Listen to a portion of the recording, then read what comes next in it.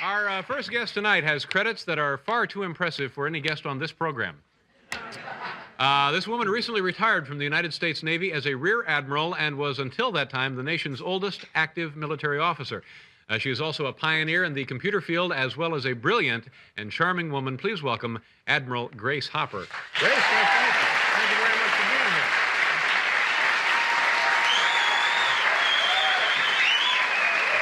A little messy, I'm sorry. Thank you very much for being here. Have you ever to be here? Thank you. Have you ever seen this program? I'm afraid it's too late for me. I have to get up at 5 to be at the office at 7. You get up at 5 to go to work at 7?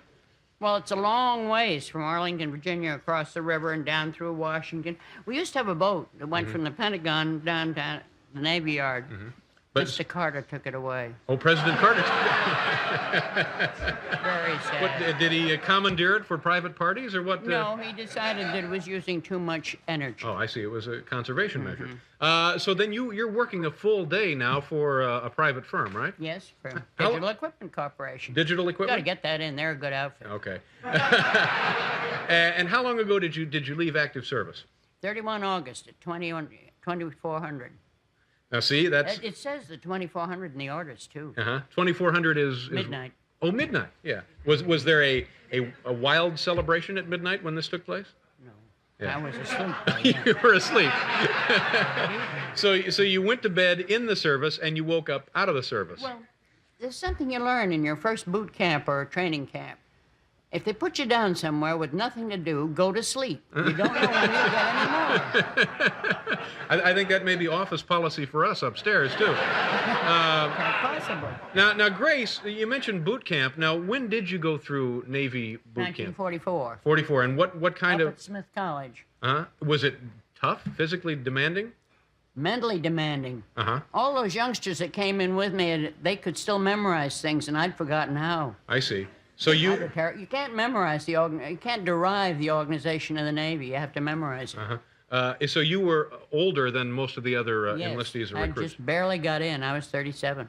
37. Now, what interested you about going into the Navy at 37? Well, World War II to begin with. That's been one of the hardest things to tell the people in this country. There was a time when everybody in this country all did one thing together. Yeah. And you just wanted to get over there and fight Nazis. Well, the other thing, I had to go Navy because my great-grandfather was a Rear Admiral.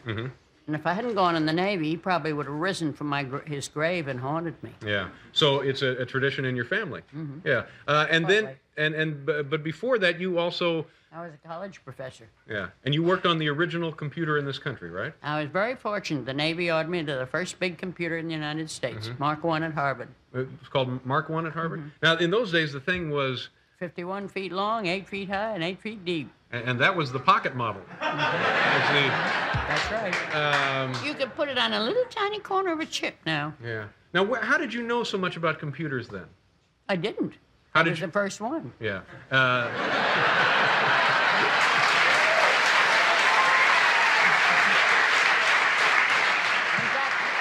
In fact, I had to learn a lot of things. One day, Commander Aiken came around to my desk and says, "You're going to write a book." I said, "I can't write a book." He said, "You're in the Navy now." So I wrote a book. You had to write a book, and that was outlining the entire... manual of the computer. Yeah. What a process. Yeah. Now, I know nothing about computers, and you know everything about computers. They've called you... Not everything, all I can. Yeah. But is there anybody who would know more? Oh, I expect some of these good youngsters coming along know more. But you're known as the queen of software. Is that right? More or less.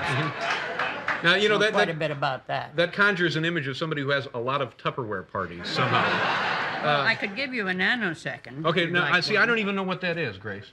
Well, you see, we started with milliseconds, thousandths of a second, and then we went to microseconds, millionths of a second, and now we talk about nanoseconds.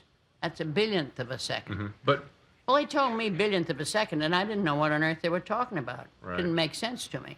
So one day I called over to engineering and said, cut off a nanosecond, send it over to me. And so I've got a bundle of them here, and you can pick your color. Oh, they come in color. See, I didn't They come in realize that lovely nanoseconds colors. now... In the old days, you only had your choice of white or gray, I think. Now, Grace, see, I understand that this is a visual That is the maximum distance that light or electricity can travel in a billionth of a second. No faster? No farther? And when an admiral asks you why it takes so damn long to send a message by a satellite, you point out to him that between here and the satellite, there are a very large number of nanoseconds.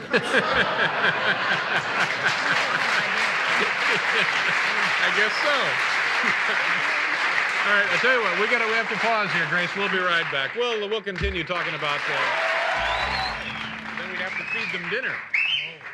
Welcome back to the show. This is Admiral Grace Hopper. Is it Rear Admiral or just Admiral? Rear Admiral, lower half. What? 1 star. Now, what does that term denote? Rear Admiral, lower half. Same as a brigadier general. Mm-hmm. But does the rear apply to is it a nautical term? Well, it's Rear Admiral, Vice Admiral, and finally Admiral. So it's just where he is positioned, he or she is positioned on the chart. Have there been any other female Rear Admirals? There are 2 more. One's the head of Great Lakes Training, and the other's the head of the Nurse Corps. But you were the first. No. You were not the first. No. There were 4 or 5 or 6 ahead of me. How many years did you have in the Navy? 43 and a half. And can I ask you how old you are now? I'll be 80 in December. 80 in December. I think that's something to brag on. Yeah, I would. Still, I don't blame you. Now let's take a look at this photograph. Tell me what this occasion was. This was when I was promoted to Commodore, which later was renamed Rear Admiral. I see. And President Reagan did it all by himself. And when I met him, I have to explain, when I met him, I tiptoed up to him and got up on my toes and said, "Sir, may I tell you something?" And he looked at me funny as all get out, as if I was going to threaten something. I said, "I'm older than you are." And he let out a laugh you could have heard all the way across the country. Yeah. I'm guessing he didn't mind at all. He probably has not heard that much, has he? No.